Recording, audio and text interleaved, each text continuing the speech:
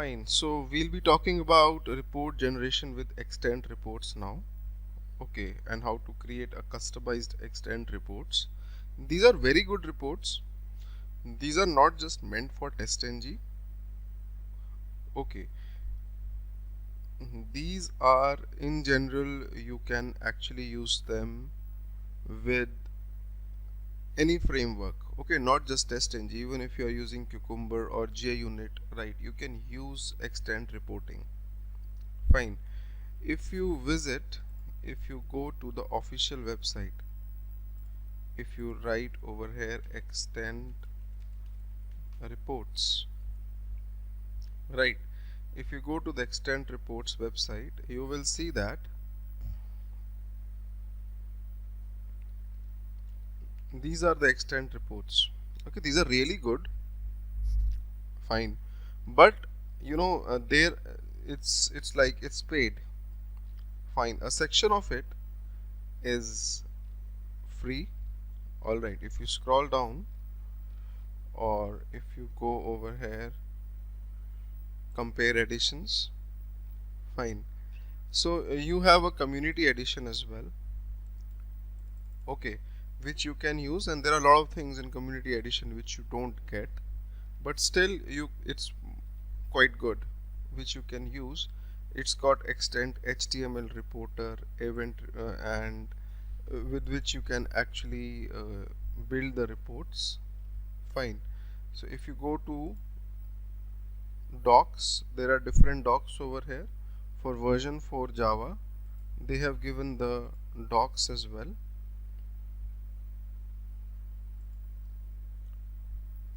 Okay, so let's do one thing. Let's simply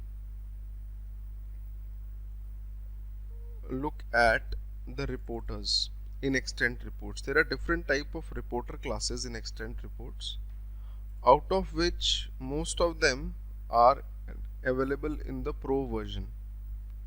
Okay, but let's look at the ones which are not in the pro version and try to build a project with that. Fine, so I'm going to create a new Maven project. Okay, like yesterday we built a new Maven project. Okay, I'll build a new Maven project and call it extent report generation. Fine, so this is the Maven project. Okay, yesterday we made this Maven project in which we had used the dependencies of, say, TestNG and Selenium. Okay, I'll copy these dependencies from here into this pom.xml. Fine, apart from this we will download the dependencies for the latest version of extent reports. Okay, just a minute, I'll take them from my another workspace. Right, so the latest version for extent reports is 4. Fine, you need to add the jar files of extent reports in your workspace. Fine, so I have it over here in my pom.xml over here. Yeah, this is the dependency. Okay, from where did I get it? I got it from Maven repository, from this particular URL. Fine, you can also go to Maven repository and look at the extent reports Maven repository. This is the extent reports Maven repository. Alright, fine. Now you can save the project and automatically all the jars and all will be downloaded onto your machine, and in Maven dependencies you will see all the jars being attached. Alright, fine. Now how do you work with extent reports? To work with extent reports, suppose I will make in source test Java, I'll make a new package known as test cases. Okay, inside the test cases package, suppose I make a new class known as say login test. Simple thing. Okay, now what we can do in extend reports is that we can actually, hold on, we can do a lot of things. We can log, we can add screenshots, and we can fail the test, pass the test. Different things are available. Okay, right, but first we have to configure the extend reports. We have to make a manager. Okay, we have to make a extend reports manager with which we can work. Okay, I will tell you why it is needed. Fine, let me start off with the creation of, just a minute, object of class known as extend reports. Extend reports class is internal class. Fine, you can create the object of this class, right, and I'll call this object as reports. Fine, so this object is actually responsible for the generation of the reports.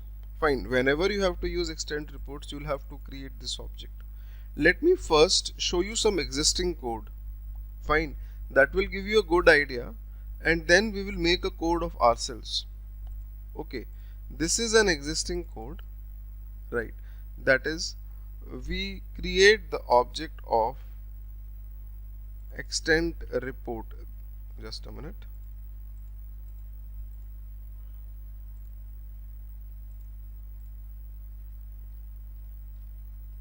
Yeah, we create the object of extend report, and with extend report object we attach a reporter. Right, reporter object is actually used to format the reports. Alright, and in our case, in this case, the reporter object is of the class Spark Reporter. Fine, extend Spark Reporter is open source. It never falls in the pro version.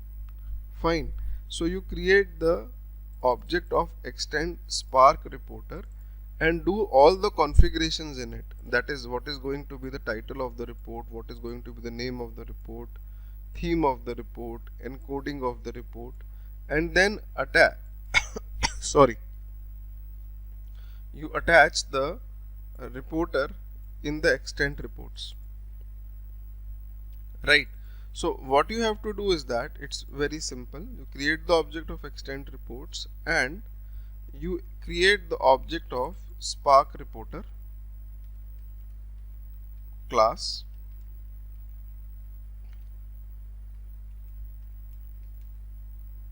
These are internal classes.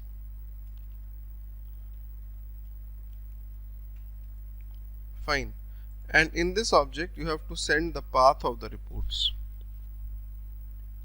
the path where you need to generate the reports. Okay, suppose I want to generate the reports under this project only. Okay, under this project I'll make a new folder known as reports. Fine, I want to generate the reports under this folder. So obviously I will give the path like this. Fine, okay, up to the reports folder, but there is no need to hard code the path. Okay, it can be auto calculated, right? Tomorrow if you move the code to your machine, you will have to change this path. Fine, in Java if I write system.get property user.dir, the user directory, and if you run the program, you will see that it will print the directory where the project is lying.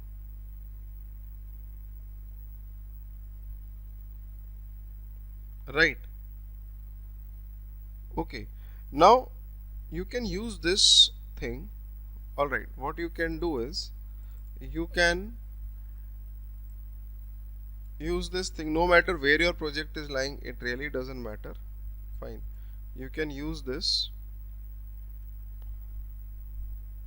and append the path to the reports folder, that you want to generate the reports on this particular path. That is under the project, this will give you the project path. There is a reports folder. Okay, and in Spark Reporter you can do the different things. You can write Spark Reporter dot, you will have lot of functions over here. Okay, you can set the report name, you can set the encoding, you can set the title and all different things, all the properties which are over here. So I'll just copy them from here. Okay, because honestly I also don't use these again and again. I use a standard piece of code. Okay, you set the report name, production, regression, testing, title, set a theme. Now what is theme? You can set a dark theme or a standard theme, which is actually white, to the reports. I will tell you in some time. Fine, set the encoding to UTF-8 characters. Alright, and in the reports object you attach the reporter,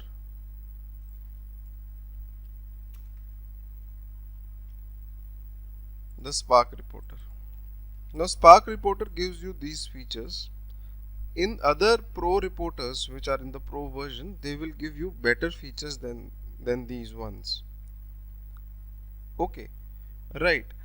So now you can, what you can do is that once you are ready with the configurations of the report, you can write over here reports dot create the test.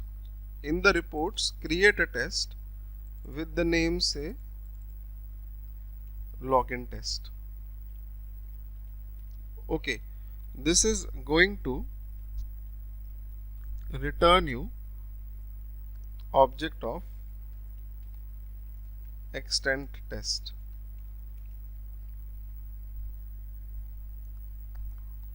Okay, this is going to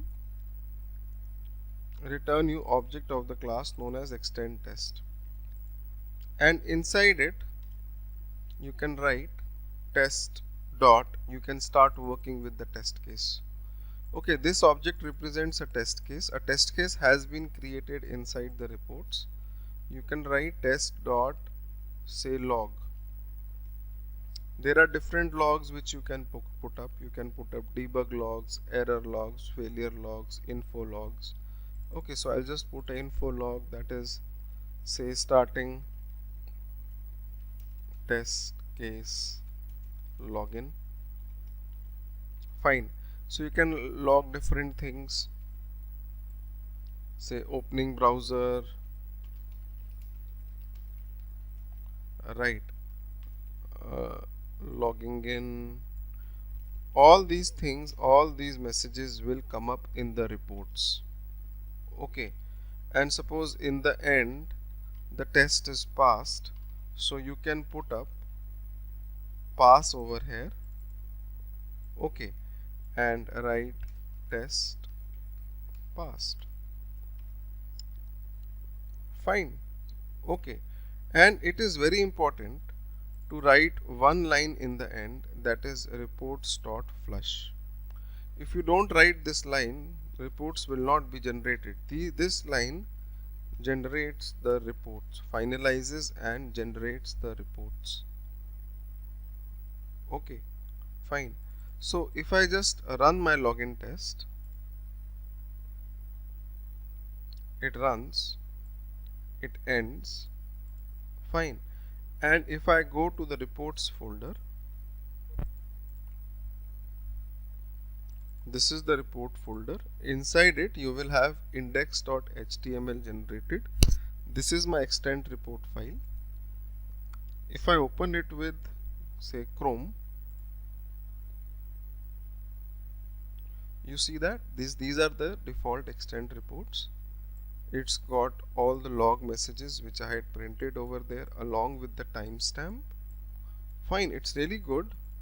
Okay, you look at the dashboard as well, you will have a diagrammatic report. Fine. So all my test cases are on the left side. You can click on them and you can see the details of the test. Okay, right. Now this is the dark theme. Similarly, sorry, you can get another theme which is the standard theme. Fine. So when you run this code, it runs, and if you look at the index file, you see that this is the standard white theme for the reports. Okay, now guys, the thing is that if I'm opening the wrong workspace. If I look at the test case, suppose in between the test case, what happens? It suddenly stops. Okay, right. And what happens is that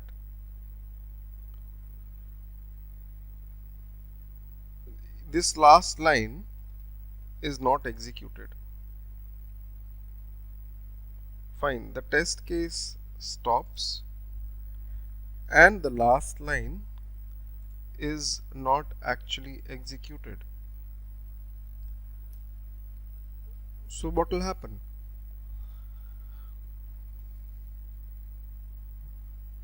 The reports will not be generated. Out here, suppose somewhere over here in between I write, say, hard assert dot fail, some critical error happens, some critical, or say 404 error.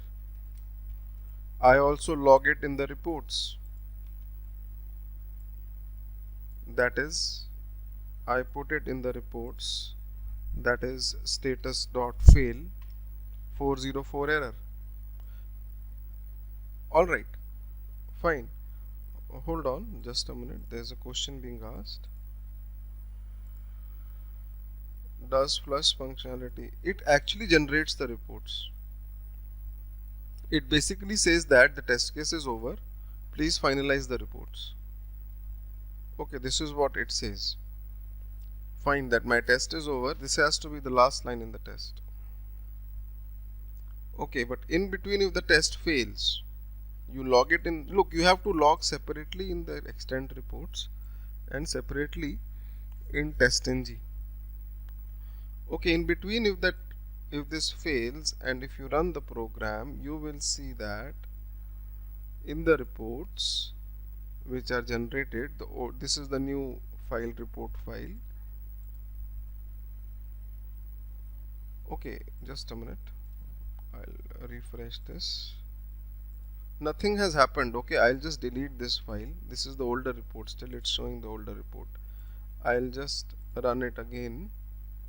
So the test will stop over here on this particular line, and you see that reports are not generated because this line is not actually getting executed. So over here, the annotations of TestNG, they help us a lot. You can use the annotation @ before method. Okay, use the annotation like public void before method. Okay, import this annotation. Fine, and @ after method.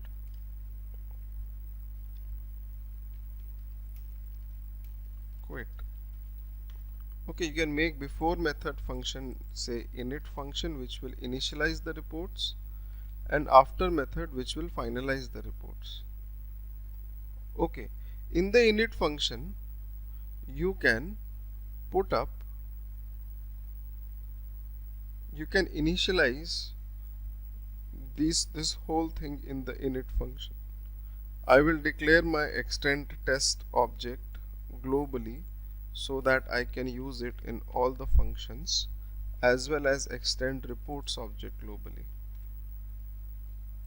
Fine. In the init function, you initialize your test object and the reports object. Fine. In the after method function, you will write reports.flush over here. So now, no matter whether the test passes, fails, whatever happens, okay, before method and after method will be called before and after calling the test case. Okay, so reports will always be initialized and they will be finalized no matter what happens inside the test case. Okay, if I run this code, you will see that this runs fails with 404 error, but over here we have the reports generated, and if I open the reports, it's mentioned over here 404 error. Okay, right, the test has failed. Alright, fine. So this is coming up because I had written a log over here inside the test case. Okay, but the thing is, inside every test, this is just one Java file. Okay, this out here is just one Java file login test. Tomorrow we can have multiple Java files.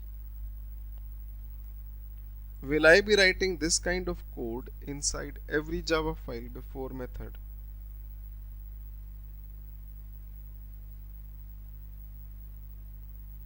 That's the question.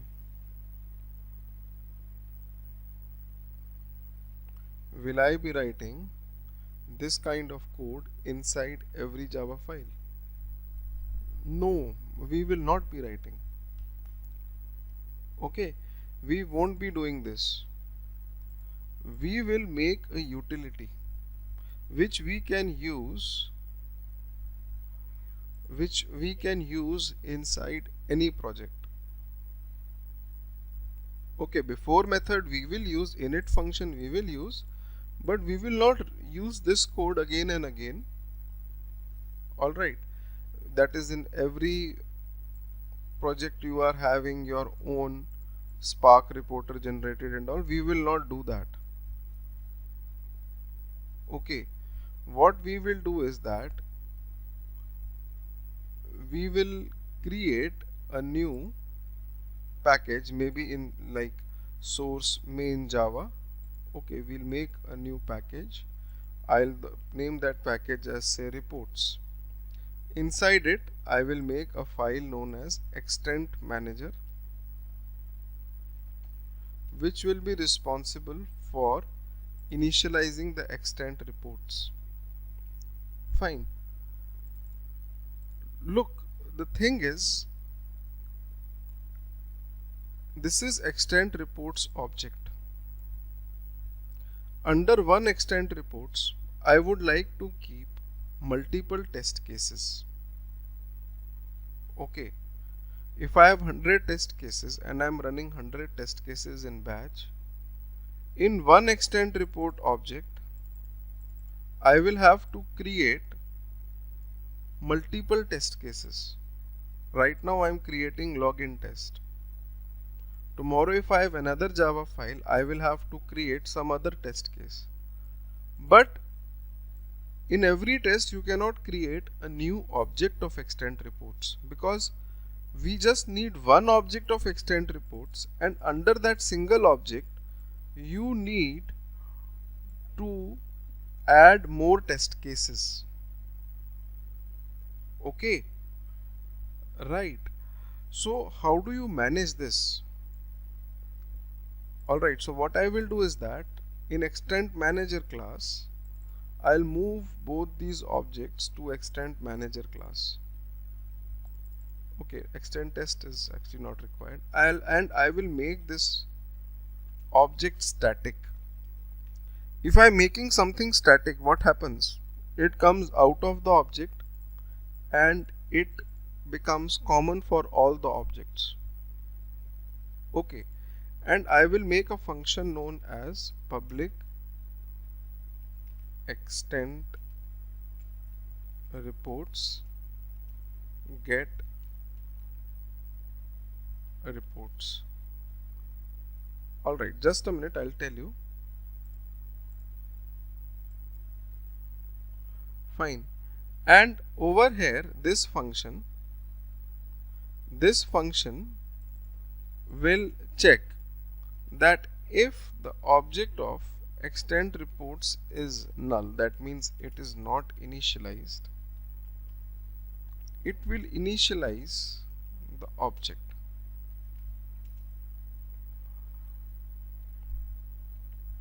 Okay, and outside the if statement I will write return the reports object. Now what happens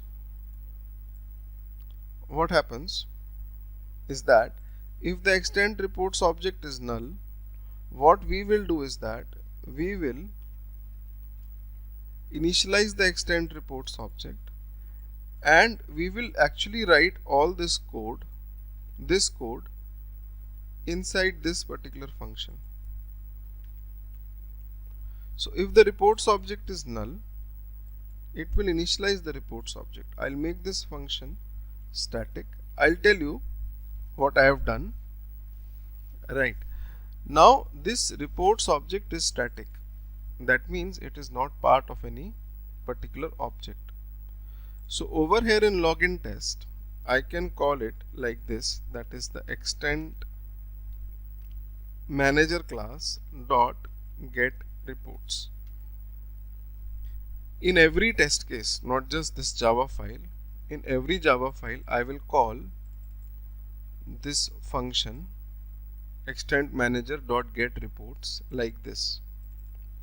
Okay, and suppose I have got multiple test cases running.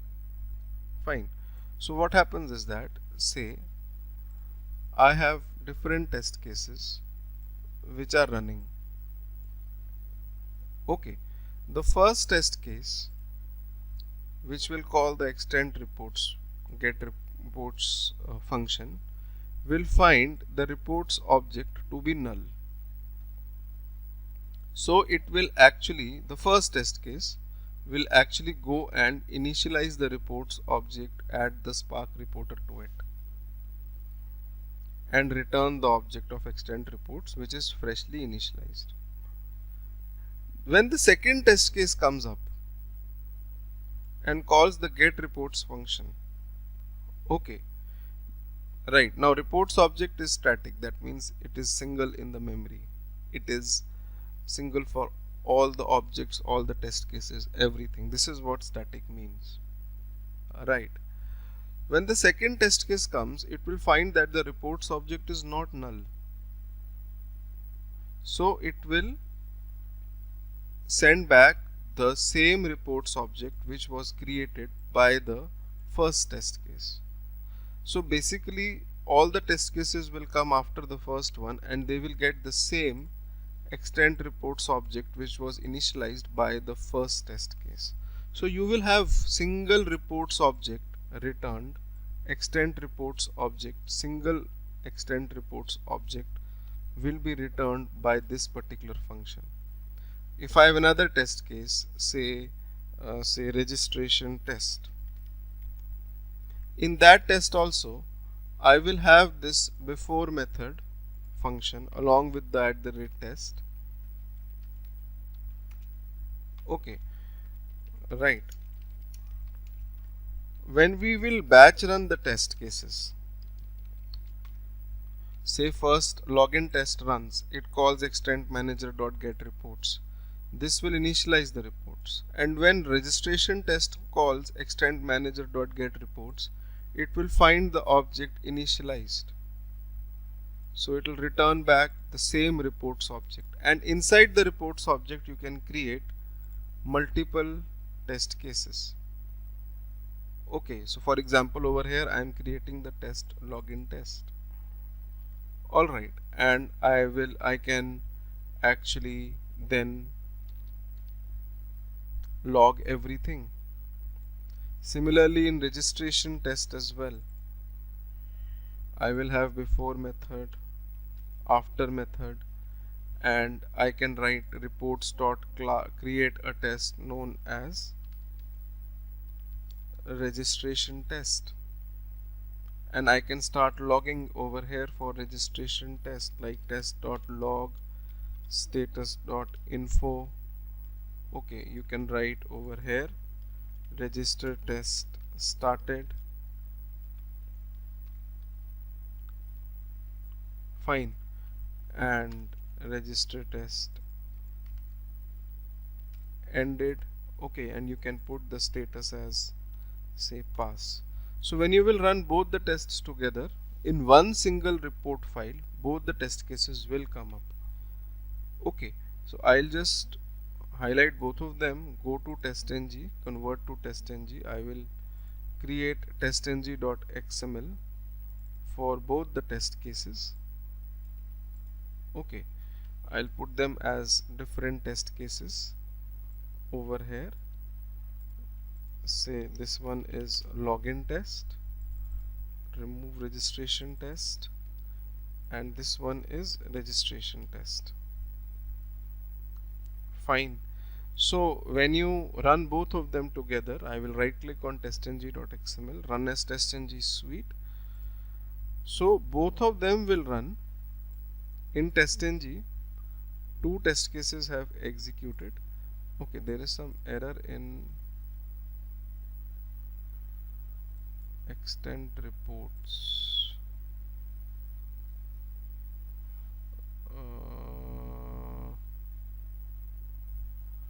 There is a null pointer exception.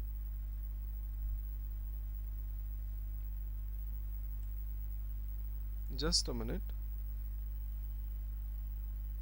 I'll just run this registration test. Quit. Okay, in registration test, whenever an exception comes up, you should not actually panic. Look at carefully, it is on line number 26 of registration test. If you double click on this line gets highlighted and it says it's a null pointer exception. Fine. The reason being, in both the tests rather, you should not have written like this. The reports object is global object. I am declaring it locally again. Okay, so this is the global object, this one. Alright, so this is the mistake. Fine, because of which over here I was getting a null pointer.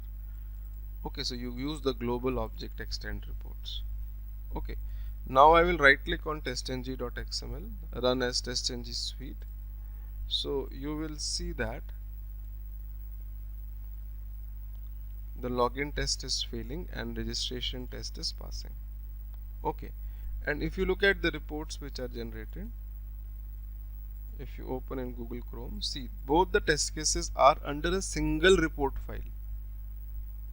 Okay, both the tests are under a single report file. That's what we wanted, because in our framework or in our project over here, we have made a single instance of extent reports. I have made it static.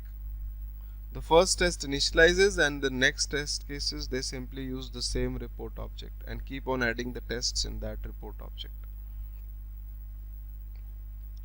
Okay, right. Now every time I am running this particular program, fine, every time I am running, the older reports, like the older index.html file is lost and the new index.html file is generated. Okay, we don't want that. We want to preserve the older file as well. Okay, what I am going to do is that basically I want to say that suppose you have executed the test cases. Alright, this file is created at 7:37 am, right? And if I again execute my test cases, if I run testng.xml, a new file would be generated. See, it's replaced, it is 7:39. So the old file has been replaced by the new file, and we don't want that. Okay, so what we do is that we use a principle like this. We'll make a folder, say I make a folder reports. Fine. Under this reports folder, we will keep index.html. The name of the folder will be based on the time when the reports were generated. For example, today is 26th May 7 say 40 am, something like this. Okay, so that when you run the program again, you have a new report folder inside which you have index.html. Okay, so that's how you actually work with these reports. Fine. So what I'm going to do is I am going to make this folder. Okay, let me explain you few things before I make that folder. Under source main Java, I'll just create a new class known as a temporary class. Okay, look, there is a date object in Java. If you create the object of this date class in Java, sorry, like if you create the object of this date class, import it from java.util package, and you print the date.toString. When you run this program, you will see that it prints the current date, time zone, everything. So this can be my folder name, this can be the name of my folder. Okay, and inside this folder, like obviously you cannot have colon in the name of the folder, that is not permitted. So what you can do is that you can replace all, you can use the replace all function in Java, colons with a hyphen. In the date string, replace all colons with a hyphen. So when you run this, it prints like this. So this can be my report folder name. Fine. Okay, so I can create a folder with this name over here, something like this, and inside it I can have the reports. And moreover, I will also create a folder inside it known as screenshots, where I will be storing the screenshots of the errors and I will be embedding them in the reports. I will show you in some time that how you can put screenshots in the reports. Okay, but this is going to be the structure of my report folder. That is, you will have index file and you will have the screenshots folder. Fine. Okay, so how do you manage this?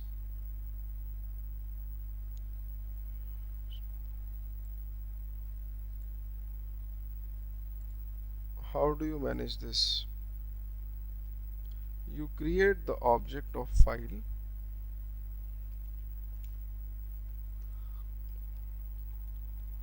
okay, just a minute, there is a file object in Java, you create the object,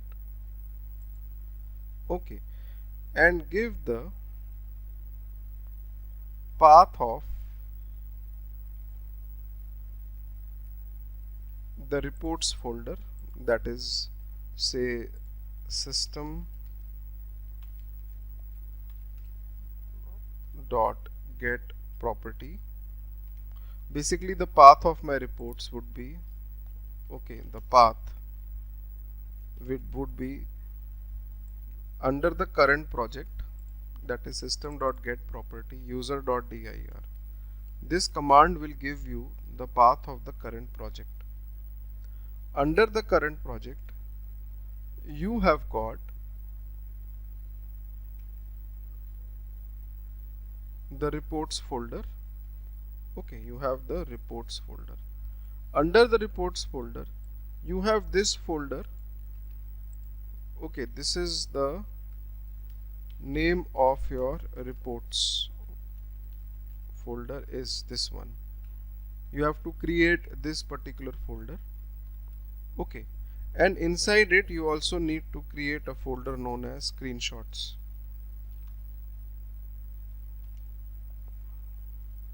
Fine.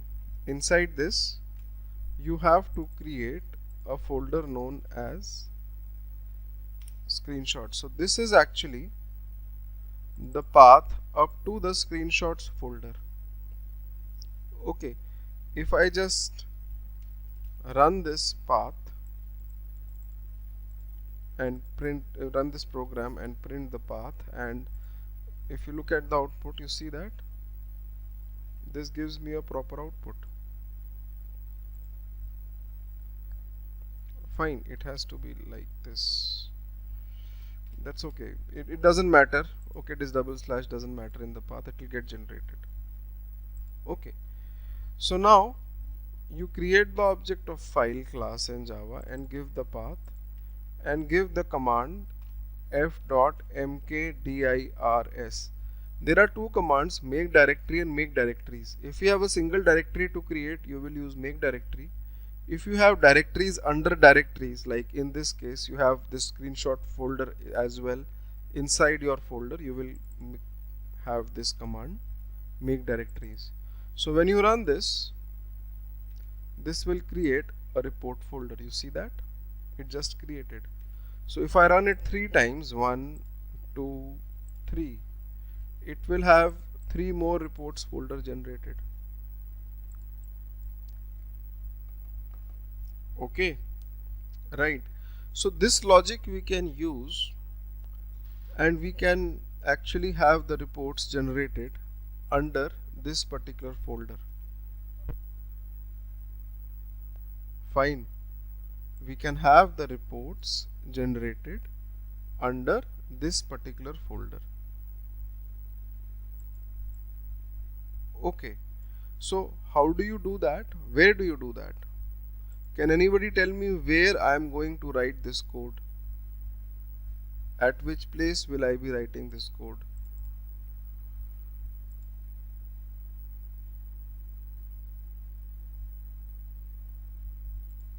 Where I am going to put this code?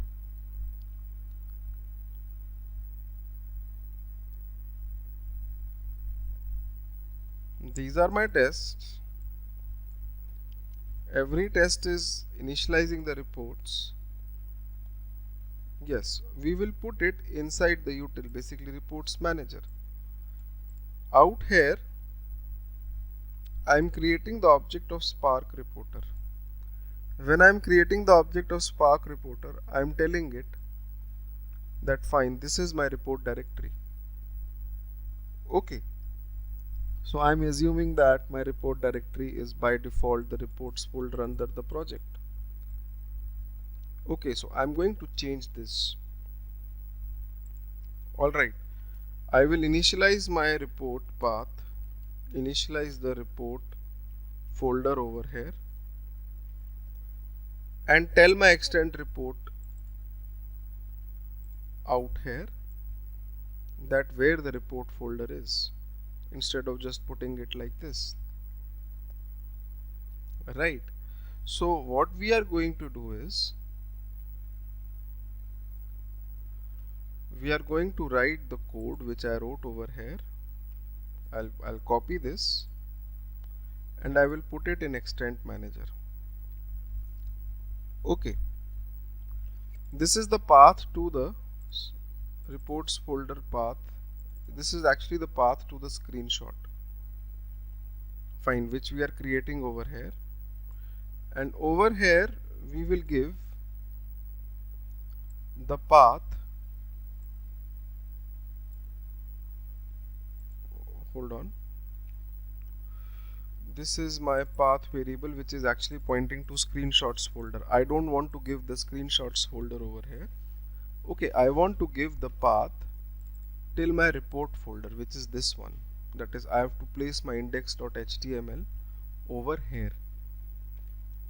Okay, so I will make a new variable known as a report folder. The report folder is the path of the project followed by the reports folder followed by the folder name which you have created dynamically. Okay, this is my path of the report folder. This is the path of the screenshot folder as actually. Okay, you can print the screenshot folder path over here, and this is my report folder path. And when you create the file object, you create it to the screenshot folder path because you have to also create the screenshots. Okay, so this command will create dynamic report folder name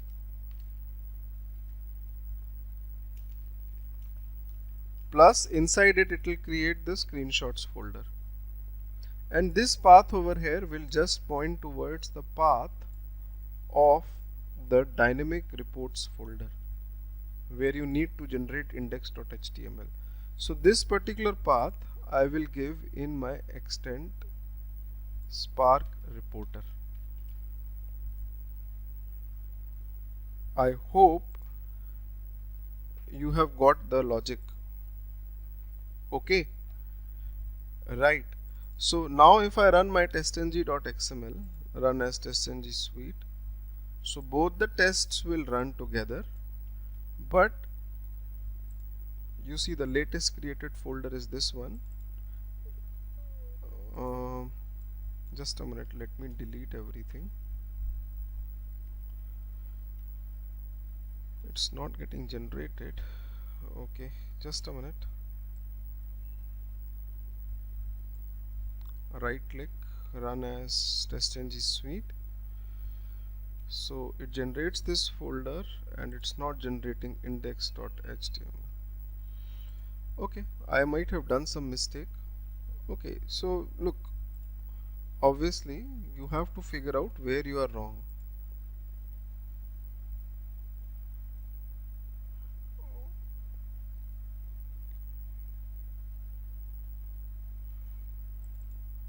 It's going inside the screenshots folder.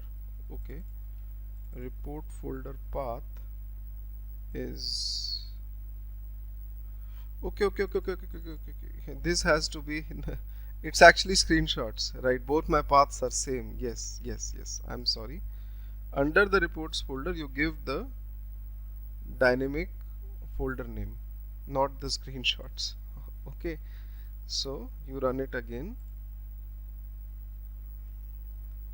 and if you look at the output now, this is the new folder.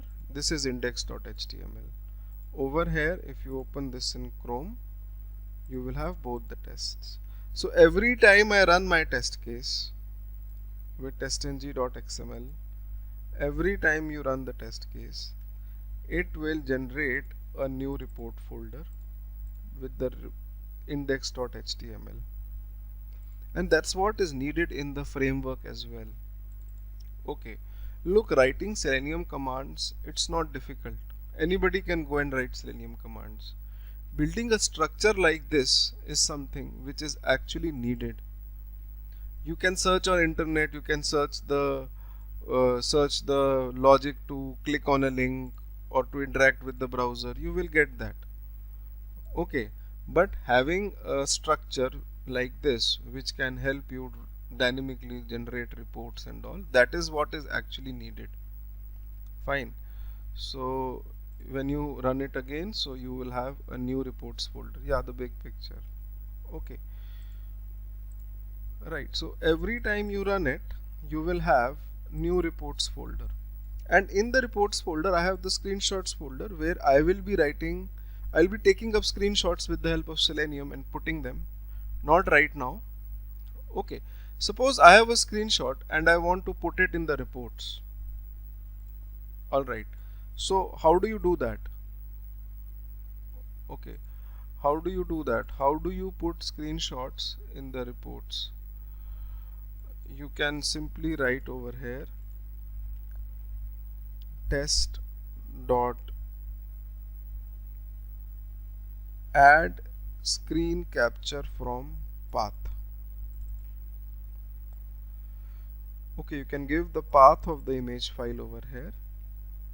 Alright, and the error message or the title. Fine. For example, my login test was failing over here. Okay, I opened the wrong workspace. Sorry. For example, my login test was failing over here. I want to add a screenshot, so you can write test.add screen capture from path command. Okay, just a minute. So you can give the image file path, that where is your image file and what is the title. You can give the title as 404 error. Fine. And you can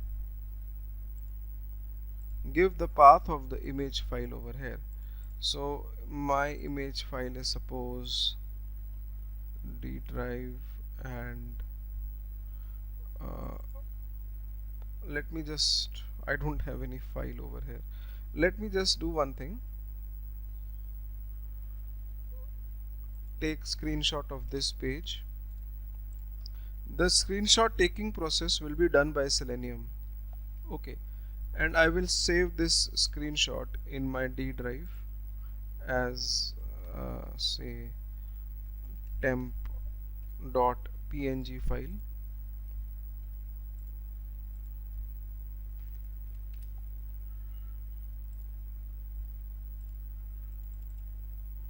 This is in Ashish. Yeah. So over here my screenshot file is there. Let it open. Let me see if it is fine. It's taking a little while to open this. Okay, anyways, so what you can do is you can put the path over here, D drive Ashish and temp.png. Okay, so this will add the screenshots in the reports. Okay, so this is my screenshot file name, temp, and when I run this, you will see that the new reports folder which is generated,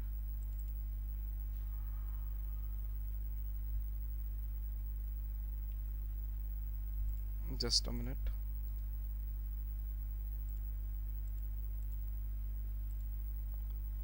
The new reports folder, the latest one, and if you open the reports, you see this screenshot has been added. So generally we will take the screenshot from Selenium and put the screenshots in this particular folder, the files, and we will add them in the reports. Okay, right. So we will